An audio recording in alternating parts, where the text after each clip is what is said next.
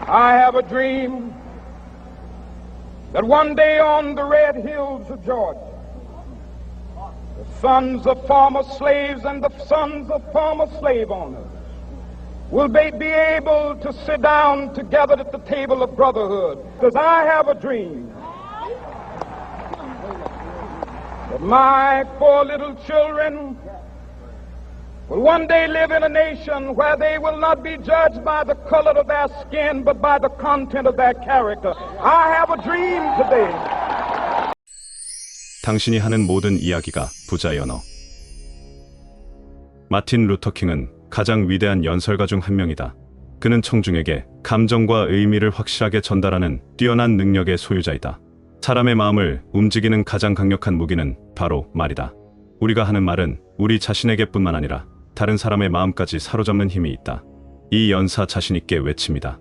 요즘은 찾아보기 힘들지만 예전에는 웅변을 배우는 학원들이 꽤 있었다. 학교 다닐 때 웅변대회도 있었던 것으로 기억한다. 성인이 되고부터 가장 필요하다고 느끼는 것이 바로 말하는 능력이다. 친구나 지인들과 대화할 때도 말이 주는 강한 힘을 느끼지만 무엇보다 중요한 건 사회생활을 할 때이다. 다르고 다르다는 말을 실감할 때가 많다. 똑같은 말인데도 기분 좋게 들리는 말도 있고 기분 나쁘게 들리는 말도 있다. 말 한마디에 상처를 받고 말 한마디에 행복감을 느낀다. 대부분의 사람들이 그러하다. 말은 그 사람의 성향을 잘 나타낸다. 이쁜 말만 골라 쓰는 사람은 뭐래도 관심이 가는 법이다.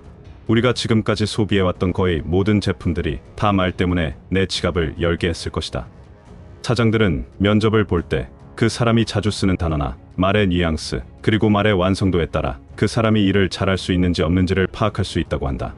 서류는 합격해도 매번 면접에서 탈락한다면 말하는 방식을 바꿔야 한다는 의미다. 사실 말만 잘해도 먹고 사는 데는 지장이 없다. 모든 사업과 회사 생활이 말로 돌아가기 때문이다. 우리는 모두 인생을 살면서 영업사원이 된다. 스스로를 팔지 않으면 취직도 할 수 없고 사업도 할 수 없다. 친구도 사귈 수 없고 사회생활도 힘들어진다. 물론 타고난 재능으로 말을 잘하는 사람들이 있다. 만약 내가 그런 사람이 아니라면 이제는 말의 힘에 대해서 배울 필요가 있다.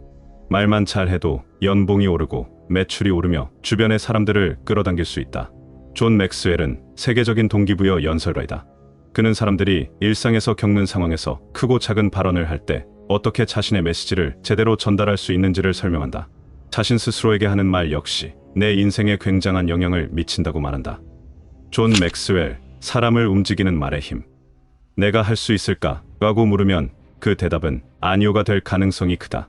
하지만 어떻게 하면 좋을까? 라고 물으면 거의 항상 해결책은 있다. 말뿐만 아니라 모든 일이 그렇다. 말을 훌륭하게 하고자 하는 사람이라면 말하는 능력이나 기술을 갈고 닦는 것도 중요하지만 무엇보다 중요한 것은 자신의 내면을 발전시키기 위한 노력을 게을리해선 안 된다는 것이다. 자신에 대해 잘 알고 자신과 소통하고 있는 사람은 다른 사람과의 소통도 수월해진다. 자신의 감정에 집중하면 그것을 통해 많은 것을 알 수 있다. 감정은 대개 행동하는데 가장 먼저 영향을 미친다. 감정은 우리 자신이 어디에 열정을 가졌는지를 알아낼 힌트가 된다. 당신은 어떤 말에 감정이 흔들리는가? 마음 깊숙한 곳을 건드려 눈물을 쏟게 만드는 것은 무엇인가? 어떤 기쁨이 당신의 마음을 노래하게 하는가? 어떤 분노가 행동에 나서게 만드는가? 스스로의 감정을 건드려 개인적인 확신에 대한 통찰을 얻어보라. 당신이 전하는 메시지는 바로 당신 자신이다. 당신이 말하는 것이 당신과 연관이 없다면 듣는 사람에게도 와닿지 못한다. 그 메시지가 당신의 삶과 다르다면 다른 사람들의 삶에도 입김을 불어넣을 수 없다. 지금 당신의 나이가 몇 살이든 아마 인생에서 많은 것을 경험해 보았을 것이다. 당신은 지금까지의 삶에서 큰 가치를 느낀 적이 있는가? 자신이 겪었던 많은 일들 중에서 최고의 하이라이트를 뽑아 다른 사람에게 삶의 교훈들을 전달할 수 있는가? 당신 자신에게 확신이 있다면 사람들은 당신의 말에 마음이 움직일 것이다. 30대 때 내 인생의 가이드가 된 원칙들이라는 주제로 강연을 한 적이 있다. 그 원칙의 핵심은 이러했다. 행동이 나의 높이를 결정짓는다. 성공과 실패는 그다지 큰 차이가 없다. 개인적 성장이 직업적 성장을 능가한다. 타인의 성공을 돕는 일은 나의 성공에도 도움이 된다. 진실하게 사는 것이 살아가는 유일한 방법이다. 지금 수고하고 나중에 즐기는 것이 성취의 핵심이다. 베풀기는 가장 높은 수준의 삶이다. 인생은 리허설이 아니다. 오늘을 온전히 살아내라. 가장 가까운 이들의 사랑과 존경을 얻는 것이 성공이다. 나는 이러한 확신을 100% 믿는다. 이 확신은 내 가치의 일부로서 내가 만족스럽고 생산적인 삶을 사는데 도움이 되었다. 그래서 사람들에게 이 확신을 전하고 있는 것이다. 당신 인생에서 느낀 원칙들에 당신의 확신이 더해진다면 그것을 듣는 이들도 마찬가지로 그렇게 받아들일 것이라 확신한다. 그럼 이제 다시 묻겠다. 당신이 정말로 믿는 것은 무엇인가? 당신이 확신하는 것이 무엇인지 제대로 알고 있는가? 아직 모르겠다면 당신의 인생을 이끌 원칙들에 대해 시간을 갖고 생각해보라. 이미 확신을 찾았다면 그것으로 당신만의 메시지를 만들어보라. 그리고 당신이 속한 세계에서 긍정적인 변화를 만들어내기 위해 그것을 적극 활용해보라. 신의 창조에 대한 이야기가 있다. 첫날 신께서 개를 창조하셨다. 신이 말했다. 문간에 온종일 앉아서 누가 들어오거나 지나가면 짖어라. 너에게 20년의 수명을 주겠다. 개가 말했다. 그냥 짖기만 하는데 20년이요? 너무 깁니다. 10년만 주십시오. 나머지 10년은 돌려드리겠습니다. 신이 그 말에 동의했다. 둘째 날 신께서 원숭이를 창조하셨다. 신이 말했다. 사람들을 웃겨줘라. 얼굴을 흉내내서 사람들을 웃겨라. 내가 너에게 20년의 수명을 주겠다. 원숭이가 말했다. 원숭이 얼굴 흉내로 20년이요? 별로입니다. 개가 10년을 반납했으니 저도 똑같이 해도 되겠습니까? 신께서 동의했다. 셋째 날 신께서 젖소를 창조하셨다. 목장 주인과 함께 들에 나가 온종일 땡볕에 서 있고 송아지도 낳고 우유를 짜서 목장 주인을 먹여 살려라. 너에게 60년의 수명을 주겠다. 젖소가 말했다. 그렇게 힘든 인생을 60년이나 살라는 겁니까? 20년만 받고 나머지 40년은 반납하겠습니다. 그래서 신도 동의했다. 넷째 날 신께서 인간을 창조하셨다. 신이 말했다. 먹고 자고 놀고 결혼하고 인생을 즐겨라. 내 너에게 20년의 수명을 주겠다. 인간이 말했다. 뭐라고요? 고작 20년이요? 그럼 이렇게 하시죠. 제게 주신 20년 받고 젖소가 반납한 40년도 받고 원숭이와 개가 반납한 10년씩 해서 20년도 받겠습니다. 도합 80년입니다. 괜찮지요? 신이 말했다. 좋다. 거래의 성사. 그래서 우리는 먹고 자고 놀고 즐기는데 첫 20년을 보낸다. 다음으로 가족을 먹여 살리기 위해 땡볕에서 구르며 40년을 보낸다. 그 다음으로 손자들을 웃기려고 애쓰며 10년을 보내고 그리고는 현관문 앞에 앉아 아무에게나 짖으며 마지막 10년을 보낸다. 그게 인생이다. 당신은 이 이야기를 듣고 웃었는가? 웃음은 사람들의 경계를 낮춘다.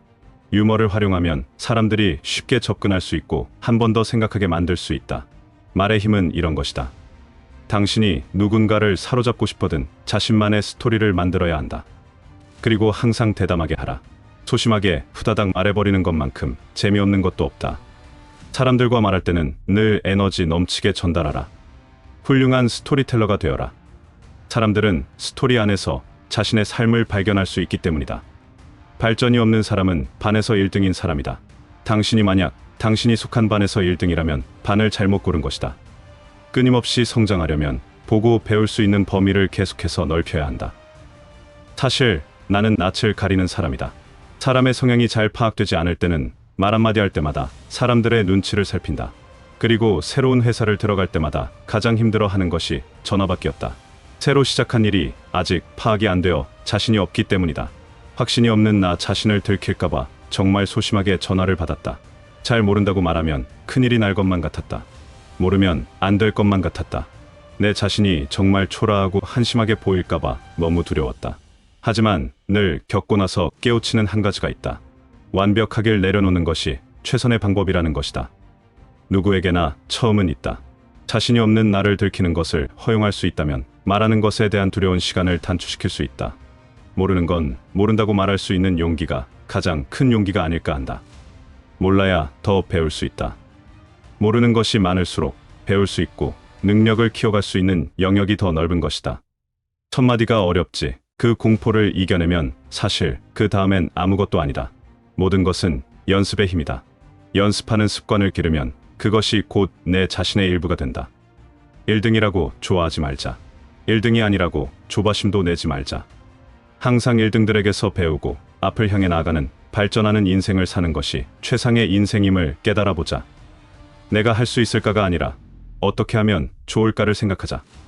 언젠가 수많은 사람들을 움직이겠다는 꿈보다 오늘 한 사람의 마음을 움직일 수 있다면 그것이 성공인 것이다.